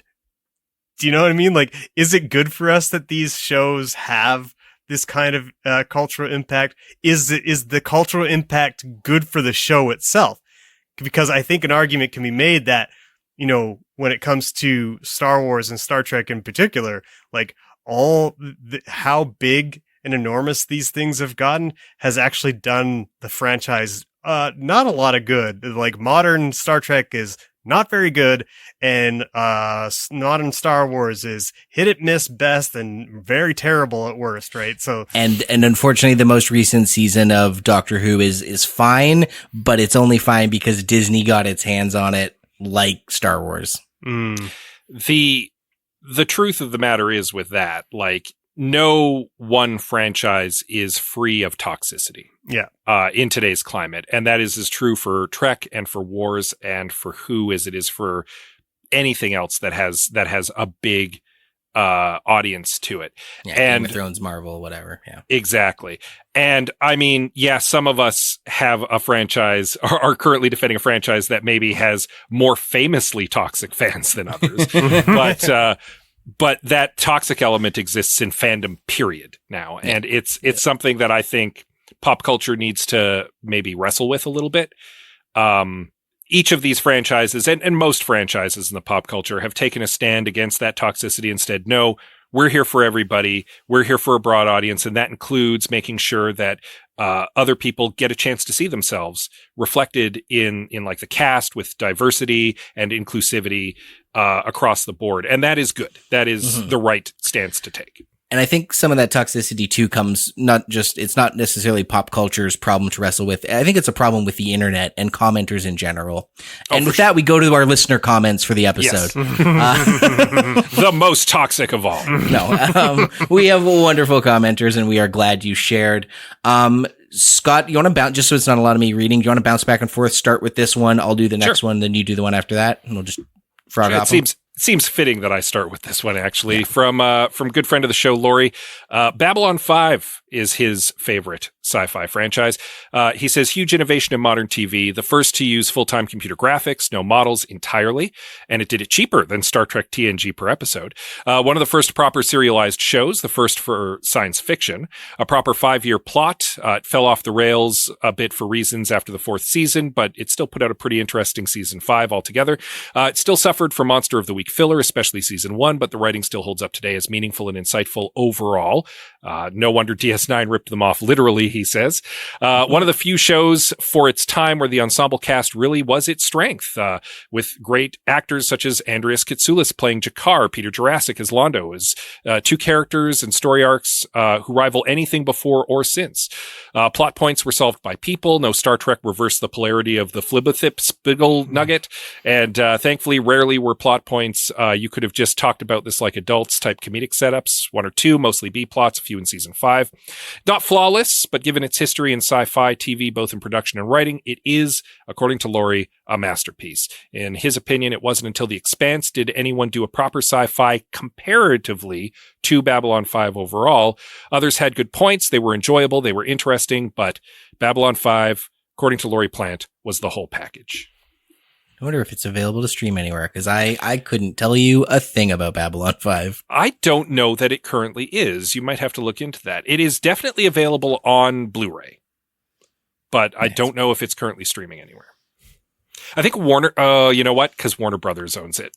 And Warner Brothers is terrible at handling IP. So that's probably why you can't find it right now. Eritlin comments, X-Files. I was just rewatching it. A few things are no longer quite so easy to swallow from today's perspective, like the fact that one of the main protagonists does his own research and doesn't believe the government lies in the press. Fair. But if you look past that or put it in the context of the time, it's a very good series. Stories that don't always have a happy ending and are sometimes really entertainingly creepy and even disturbing. The Monster of the Week episodes are also very good at the big coherent plot is thrilling. So that's kind of what I like about Doctor Who is it bounces nicely between an overall season story and a Monster of the Week fun. Sounds like X-Files had a lot of the same. Any Gould says, I'd nominate Farscape. Using the creature shop means that the aliens are properly alien, and it goes for big swings between comedy and drama. You know what? Unabashedly, I love Farscape. It's a super niche series. I know not a lot of people got into it when it was out, but it was legitimately pretty great. And if you have an opportunity to catch some of it, I mean, give it a go. And I gotta say, Scott, you missed an easy win in your Star Trek defending or Star Wars defending. You've got Henson on your bench, and the fact that you didn't bring that up. But I mean, so does Farscape, and Farscape's alien design is fantastic. Its practical effects are still stand the test of time, and some of the puppets that were regular cast members on that show are more human than some actors I've seen in other science fiction. So kudos to Andy for giving a shout out to Farscape there. Friend of the pod, Robin Slack says, Planet of the Apes, baby. Quality wise, they're all over the damn map, but they have a much better hit rate than you'd expect. And I respect the hell out of any franchise that genuinely attempts to do something totally different with each film, often ending with a wild twist that completely obliterates any possibility of a more routine standard follow-up. Between the old and new series, there's social commentary, there's all-time great action set pieces, and there's plenty of schlocky garbage and embarrassing bullshit. Truly the franchise with everything. Yeah, Planet of the Apes is a pretty fun franchise, even at its worst. Yeah. I mean, we famously did one of the movies for the pod. Yeah. I watched all 3 of the new ones. I haven't seen the 4th new one, but I did watch all 3 of the new ones, and I was really surprised. I did all 3 in a weekend a couple months ago. I did not expect them to be that good. Yeah. I chalk them up to like awesome. Needless, cash grab remake. And there's a lot of heart and thought into all of them. The second one in particular is my favorite. Pretty solid. Dawn. Yeah. Aaron, who is more than just a friend to 1/3 of the show, says, I appreciate The Expanse because it's the space show that shows all of the ways that space is trying to kill you. And it feels like a lot of shows set in space kind of gloss over about how much space wants to kill you. I mean, space in most science fiction series is about adventure. Like, it's the boundless frontier, right? That's Star Trek's take on it. And The Expanse is kind of the anti-Star Trek in that way. Oh, yeah. Not hopeful. No, but The Expanse is rad, to be fair. Yes. I mean, even Laurie, in his gushing comments about Babylon 5, was like, and The Expanse is also pretty good. So, yeah. I've read the books. I never got into the television series, and I think that might have been a disservice, because from what I've heard, the television series, because it was co-written by the writers of the books, with the hindsight of many of the books having already been published at that point, they were able to change some of the problematic stuff from the early books and weave in stuff that came in later on that they would have preferred to have set up earlier on. And from what I understand, the show is actually better for it. So I should definitely do myself a favor and check it out sometime. Yeah, it is right up there, I think, for me, with Battlestar Galactica, the remake, in what I would consider to be like the best of the quote-unquote hard sci-fi. I mean, I'd say that Battlestar Galactica got off the rails on the hard part of their sci-fi, but yup. Robin Taylor, another friend of the pod, says, I am really struggling to pick a franchise. A lot of concepts and one-offs thus far, like Silo or Severance, but franchise? From a design standpoint, it's Alien or Blade Runner. Agreed. H.R. Giger, a genius. From a pure first love, it's Star Wars or Battlestar Galactica. I really dug the middle seasons of The Expanse. I'm glad someone said Battlestar Galactica, because that was one of my... I watched... I was a very young man when that was in production, coming out regularly, and I really liked that series as well. Before I got into Doctor Who, I was a Battlestar Galactica guy. Fun fact, I played the board game for the first time this past weekend. And it is, for the record, quite a riveting game. The Battlestar Galactica reboot kind of tie-in board game that came out. Unfortunately, no longer in print, because the people who manufactured the board game, I want to say Fantasy Flight Games, no longer has the IP. They did reskin it with like a Call of Cthulhu thing. But and it still plays exactly the same as I understand it. But that Battlestar Galactica board game was pretty rad. Not going to lie. We had a lot of fun. Nice. And also, because I say this every time it comes up, if you haven't watched Silo, you need to run, not walk. It is amazing. Nice. Well, thank you, Gregg and Scott, for joining me on this experiment. I sort of pitched them this idea, and I appreciate your enthusiasm. I had a lot of fun with this. I hope you guys did too. I mean, I had fun defending a franchise that, if I'm perfectly honest, I haven't been keeping up on and haven't been the hugest fan of in years. Yeah. But someone had to do it. Yeah. Someone had to do it. And I mean, from a pure love standpoint, I would have...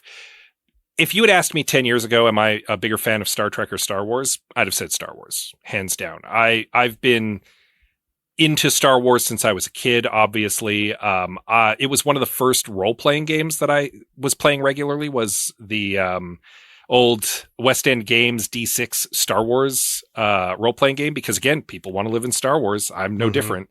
I have a bookshelf full of the books behind me. I was into the extended universe stuff. And deeply disappointed when all that stuff was declared non-canon. So yeah, like, I was definitely a solid choice to defend Star Wars, but, like you had me dead to rights earlier on when you were like, what's your favorite episode of Andor? I haven't watched it yet, which is a shame, because apparently it's one of the best things Star Wars has put out in years. So yep. I just don't have the enthusiasm for it Greg anymore. Beaver likes it. You know that it's... Yeah, but I mean, this is true with your enthusiasm for Star Trek as well, right, Greg? Yeah.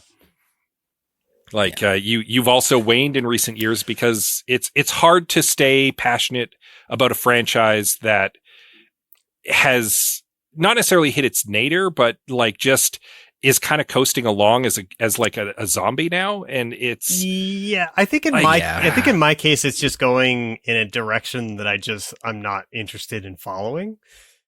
Star Trek stopped being hopeful sometime in the last like decade, and that I think was like a stake through the heart for that franchise. Yeah, it killed the soul of it somehow, and I hate to say it, I kind of blame J.J. Abrams for that, much in the way that I kind of blame J.J. Abrams for killing my enthusiasm with Star Wars.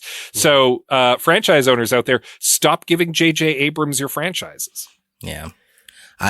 Speaking of deteriorating quality over the years, Doctor Who also, no stranger to that. And I regret that I was so confident that you can jump into any Doctor Who and have a good time. It's always good or at least entertaining, that I wanted to show Amanda, Doctor Who. And so I showed her the first 2 episodes of the new, 15th Doctor season with Chudigawa. Chudigawa, great doctor, companion, great performer. They're pretty mid episodes, and I really wish I had gone and picked some choice one, like picked Blink cherry picked a few, because she is now like, I want nothing to do with this. And I'm like, no, we actually watched the bad one. So, oh well. But if she can't handle the Doctor at his worst, she doesn't deserve him at his best. Precisely. More for me. Speaking of more, we don't have any more. This is the end. Thank you everyone for listening. Season, no less. End of the season too. This has been season 9 of I Have Some Notes. We're coming back season 10 in 2 weeks. We normally take a summer break, but we did that before the end. Don't ask. To tell wibbly wobbly timey wimey stuff. So please follow us on Facebook.com/I Have Some Notes, on our Instagram @I Have Some Notes Pod, or of course, please join our Discord server. You can find links at IHaveSomeNotes.com. And wherever it is you're listening to this episode, please subscribe, rate, review on your favorite podcast app. You can also support us on Patreon. We definitely appreciate every couple bucks that comes our way because it helps keep the lights on over here. And, we don't have a lot of overhead, but we definitely appreciate it. You can visit us at patreon.com/I Have Some Notes. And you know what? This is the end of the season. Now's the time. Jump on in. Throw us a couple bucks to jazz up next season and maybe even get a couple little extras over on the Patreon. Who knows? And just a little bit of housekeeping. We've made the decision to leave Twitter. I don't know if we need to explain why. I think you guys all know. It's trash there. It sucks. We don't want to be a part of it anymore. So if you're looking to catch up with us, please do so on Threads or Instagram, especially our Discord. Our Discord is really fun. We're having a great time with it. It's a good place to be. So please do that. And if, as we mentioned off the top, Alien Covenant is the next movie. It is currently streaming on Disney Plus, I believe. So if you want to rewatch it before giving us your notes, please do so and send that stuff in. We want to hear what you thought about it, what kind of rewrites you have for it as well. Until then, I'm Liam Creswick. I'm Scott C. Bourgeois. I'm Greg Beaver. Keep watching the skies.